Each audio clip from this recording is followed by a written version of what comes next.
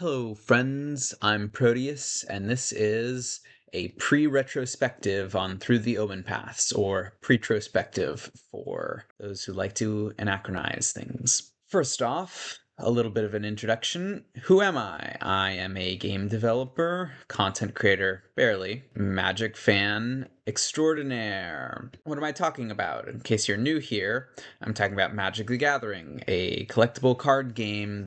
I'm talking about Universes Beyond, which is the practice of, rather than having unique IP, that is intellectual property, that is creative stuff, you take that stuff from another thing. So, Lord of the Rings, Final Fantasy, Spider-Man, Doctor Who, Warhammer 40k, those sorts of things. On the left of the thumbnail, the art pictured is of Surus, Silk Tech Vanguard, from the Through the Omenpaths set, OM1. And on the right of the thumbnail, the Amazing Spider-Man, who is from the Spider-Man set. Surus and the Amazing Spider-Man are on the same card, but we'll be talking about that in a little bit. What this video isn't saying that Through the Omenpaths is better than Spider-Man, because they are the same set, but with different flavors, and there's not really a way to say that one is better than the other, because each will have their own specific draws to different people. This video is not thinking it's worth it for Universes Within, not thinking that it is a good thing for this to be the case that there are two different versions of cards if one of them is an in-universe version of cards. And this video isn't an encouragement to be toxic or to harass others on either side of the aisle.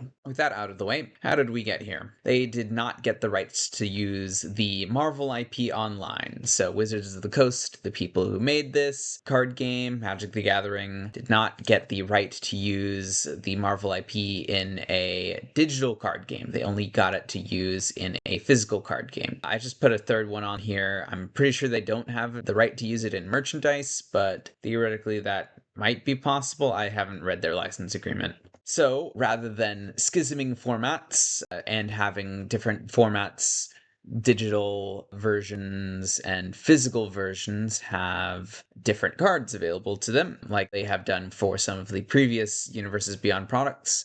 They would rather schism versions. What is pictured on screen right now isn't exactly the same thing. This is the Stranger Things. It's the Stranger Things Secret Lair, and then later they printed an in-universe version of that same card. And you can see that they have the same rules text, but they have different names and different artworks. So rather than having theoretically Mike be the paper version and Othelm being the digital version, they have both of these. These are both in paper, and that creates a different problem in that you might see the different name and different art and think that these are two separate cards, because occasionally they do print cards with the same rules text, but unfortunately, you cannot run both of these cards in the same deck, specifically in formats that only allow you to have one copy of a specific card.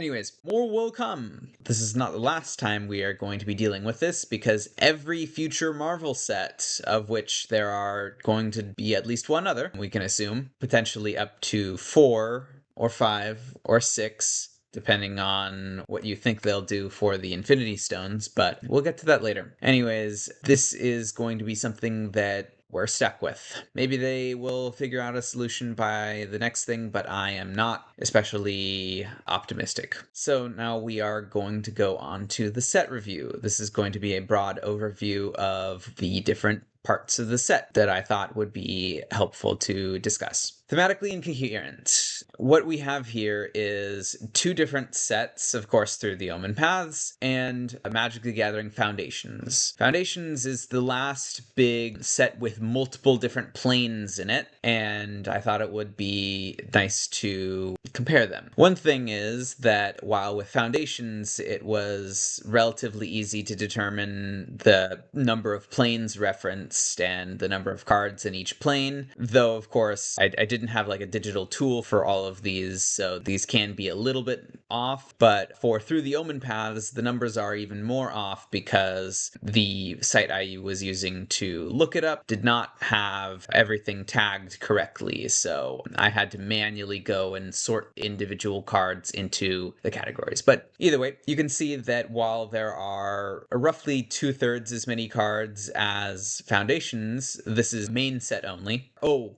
I might have counted the non-main set cards in these, which would skew it by a factor of about double. Either way, you can see that these are the planes that I have put on screen are the 3 most visited planes set-wise: Dominaria, Ravnica, and Innistrad. And you can see that even with having the numbers on the Foundations list, there's something drastically different about the way these sets portray the most popular planes. This would be 27 to 3 cards for the most revisited plane, and 18 compared to 7 for the third most. And so you can see that not as many of these big planes have been fleshed out. I didn't include the statistics because that would be a little bit large here. I did count it out, and one of the reasons why Through the Omenpaths has this sort of low number of cards for some of the most revisited things is because it came out after 2 more new plane sets, and those took a lot of breath away from some of the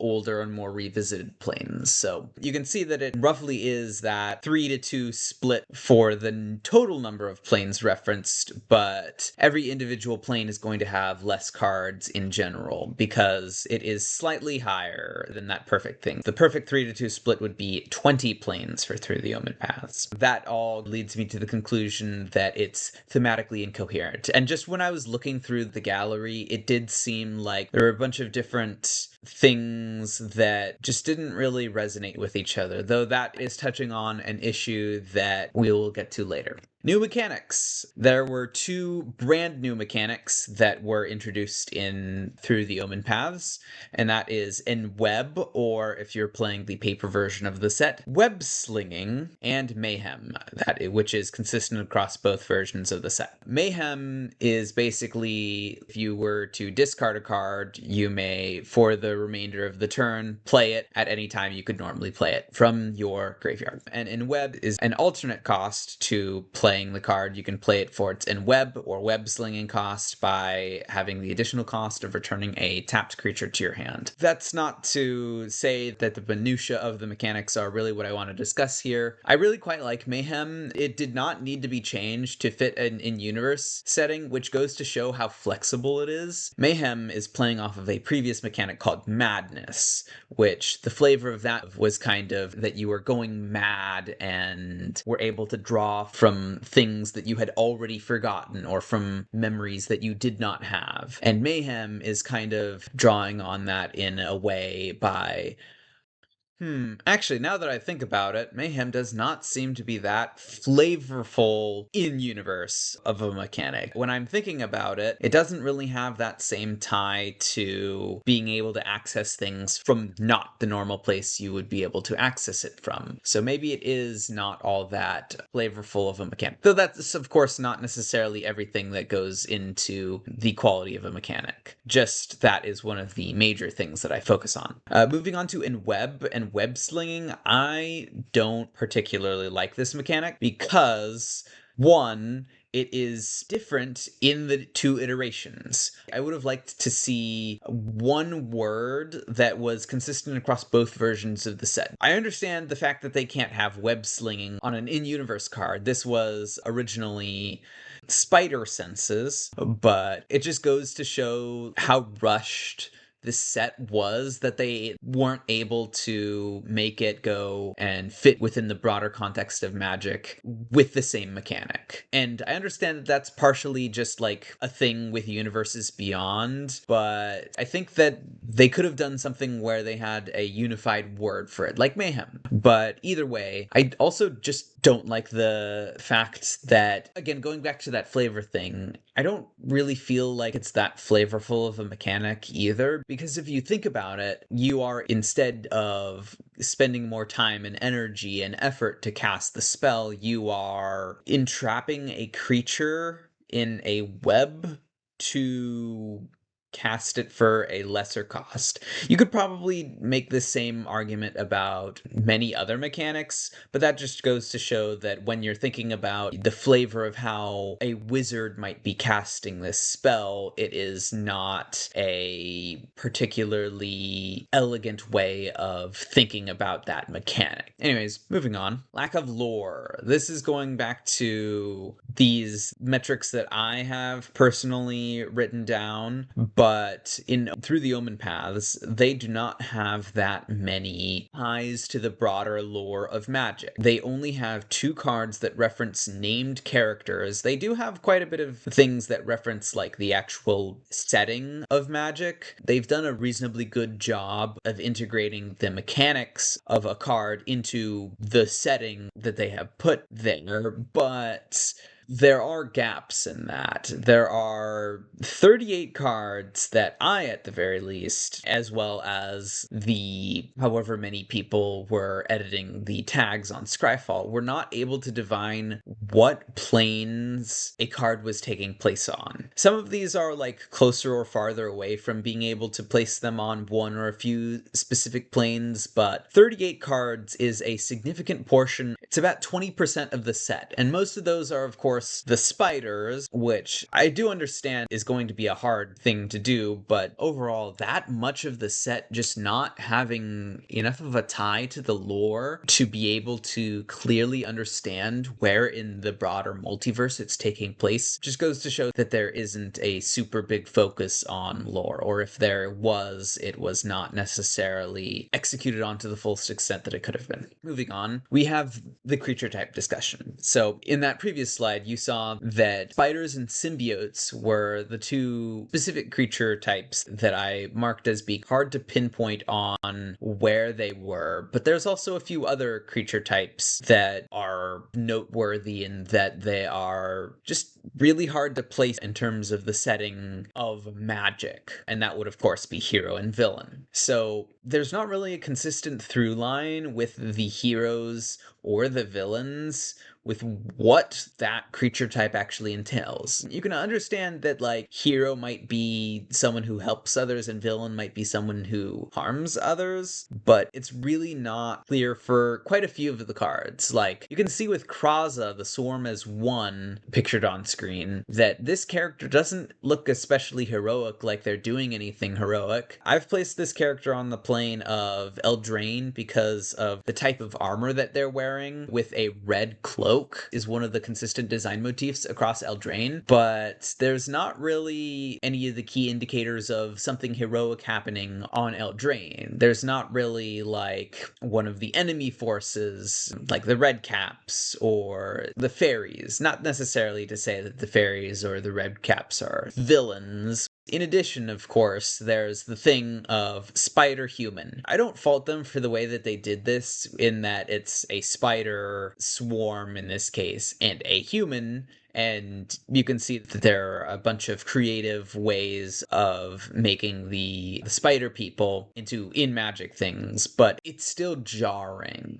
to see in specific this explanation of it is 2 different beings that this card is representing. One of the major things that was criticized about a previous set, March of the Machine, was that it had a whole bunch of characters, legendary cards, that were depicting 2 different characters. And it was just kind of fun to see characters teaming up with each other to see what the impacts that would have on the mechanics of their cards and what implication that might have in the lore, but they really just didn't do anything with that lore aspect. There was only really one of the pairings that they really explored what that meant, and here they're not, to my knowledge at least, planning on releasing any story content for this set, which makes sense, but it's still not following with the general tendencies to be able to make these spider humans or human villains into actual reasonably integratable into the broader lore of magic. And yeah, I just think that they could have done a little bit better of a job. They did take the approach of having physical spider and human characters that are basically like driders or other creatures that have a human portion to their body and a spider portion to their body. I just would have liked to see that more, though I understand why they did it this way. Moving on to symbiote. It's complicated because symbiotes are not really the kind of thing that magic has really dealt with in universe before. There have been things that mutate other creatures or things that possess other creatures, but nothing really that has the trait of a symbiote. But it's not really clear that either there is a cohesive identity to all symbiotes across the magic universe, or that all of the symbiote cards are depicting one interpretation of that symbiote idea. So Tethic's Gift of Malice here is clearly, well, not necessarily clearly from this zoom angle, but you can see that there is a Azorius person here, and that is from the plane of Ravnica. And some of the other cards that have the symbiote creature type are very clearly not set on Ravnica. And so it's really a wonder about how symbiotes are portrayed in the magic universe, and how it seems that they have a unified, cohesive identity, but it doesn't really make sense with how the lore of the setting works, which is, I guess, a recurring thing. I'm, in case you can't tell, a Vorthos, which is the magic psychographic term for someone who cares a lot about the in-universe explanations of things. But yeah, in addition, one of the recurring motifs is gift. And so the symbiotes, at least a few of them, have gift of X trait. And it really is interesting then that they have used that, because of course in Spider-Man these are representing the Venom, Carnage type cards that are definitively villains, at least in most of their incarnations. You know how comic universes go. But making this symbiote villain card have the trait Gift of Malice is a very interesting design decision. You can kind of parse that out a little bit with having it be not a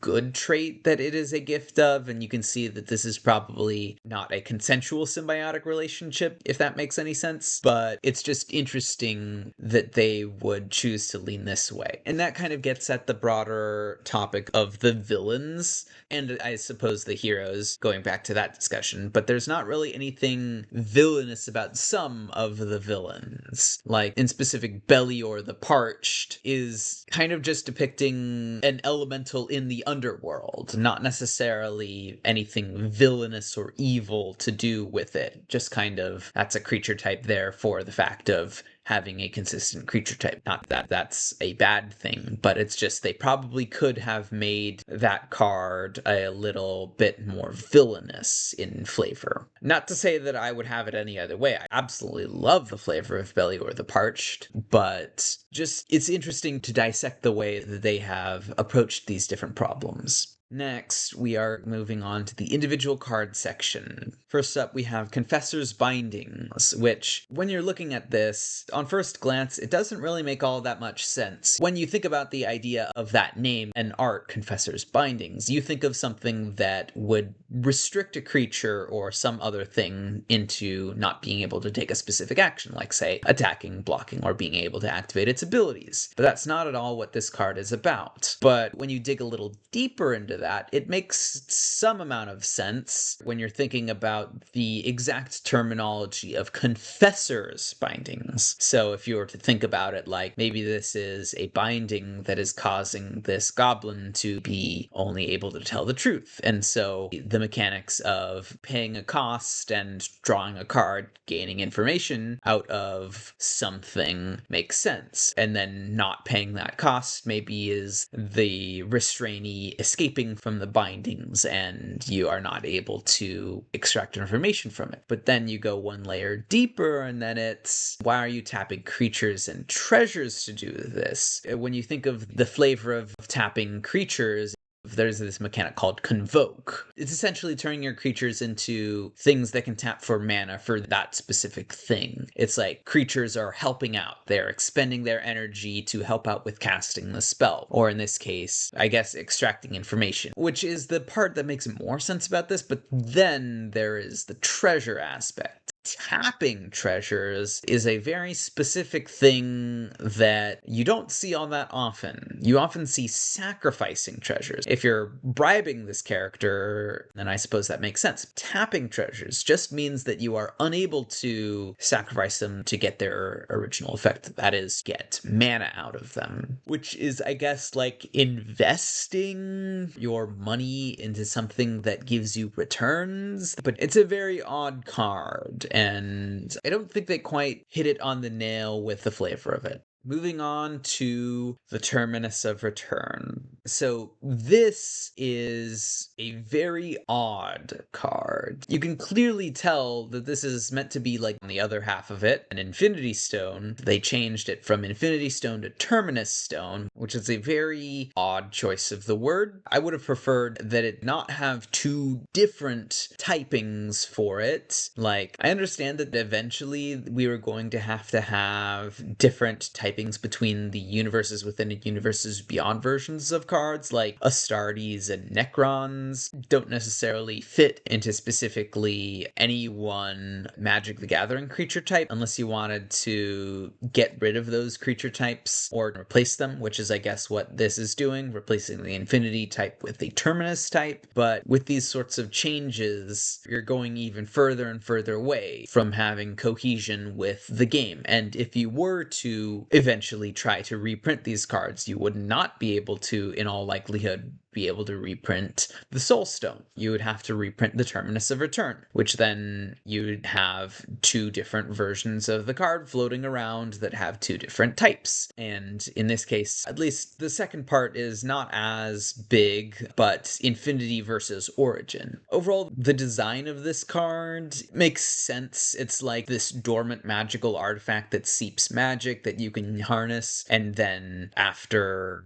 harnessing its powers by sacrificing a creature upon the stone or something like that, you were able to activate its origin ability, which I guess is representing its original power, or its like full power, of course, to return things from the grave. But it being so powerful is just kind of something that makes me not necessarily want to engage with it. I at least tend to not like having powerful cards in my deck that are like very generic. I like to have very specific cards that synergize with my game plan, and so I would only put this in a deck where either exiling my own creatures and or returning creatures from my graveyard to the battlefield are key parts of the deck. But for other people, just the fact that this is a 2-mana artifact that in the early game just gives you mana, which 2 mana is, of course, on rate for that effect, even though it does have a color requirement in its casting cost, where most other cards that generate mana don't. They have the artifact type, but it just feels too good for me to like accept it as a healthy part of the game. Next, we have imposter syndrome. So we're kind of getting out of the more negative analysis into the more positive analysis. So with imposter syndrome, I actually really like this card because, for one, the name is the same across both versions of the card. I wanted to not dig too deep into the relationship of Into the Omenpaths into Marvel's Spider-Man as sets. I wanted this video to be a bit of just like talking about this set as it stands on its own, which I hope I have adequately expressed my opinions on, but I suppose it's just an elephant in the room that you can't get over in terms of being able to analyze this set. But anyways, I really like this card because it shows an aspect of the Magic setting that I don't believe is touched on all that often, and that is the serious contemplative side of it. You can see, of course, this character is obviously not necessarily having a good mental image of themselves due to this enchantment, so to say. And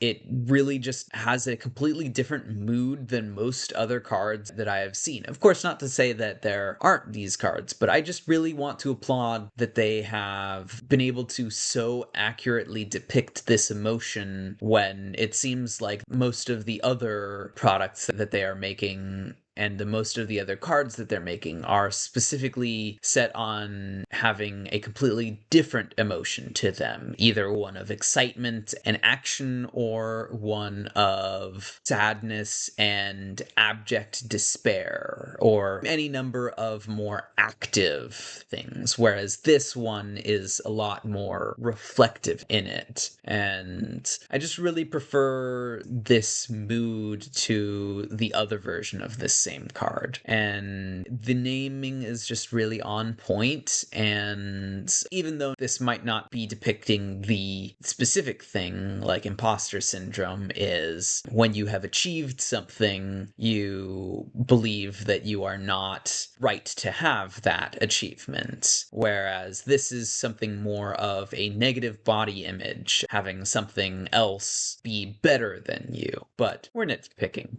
Anyways, Romantic Rendezvous is, I think, the opposite side of the coin. It showcases a different part of the Magic universe that is also very underappreciated, and that is, of course, the normal everyday life events that take place in the setting. You see it in a few different sets. The Eldraine sets have a very good bead on being able to depict more real-world scenarios, as well as the Ravnica sets with their focus on specific parts of civic job roles and descriptions. But I just really like that they are branching out into these things that just showed normal everyday parts of life and in a more happy, non-life or death context. And that is all of the cards. Next, and finally, what to do. So, in my opinion, what they should have done on specifically the Universes Beyond version of the set, if they are printing at all a Universes Within version of those cards, they should have used the Godzilla treatment, which you can see has the out-of-universe version of the name and then the in-universe version of the name. So, you can clearly see that if you were to bring up the fully in-universe version of it, it would have the name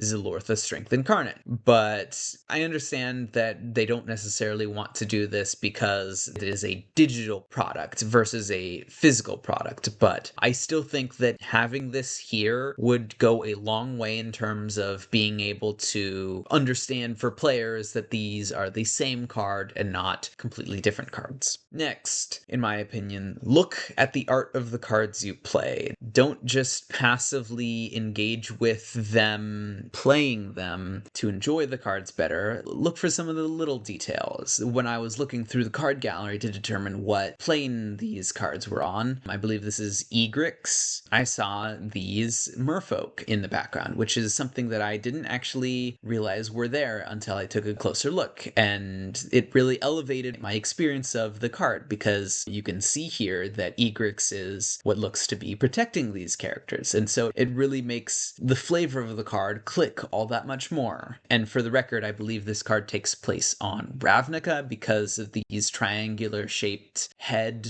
fins, the vibrant colors on the fins, and the muted colors on the bodies, and of course this creature over here. Next, make the best of bad situations. Don't seek out bad situations to make the best of, but if you find yourself in a situation where there are two different versions of cards, just do what you can. Don't focus on things that you can't change, and do what you can to make the world a better place, I guess. And finally, Fleam.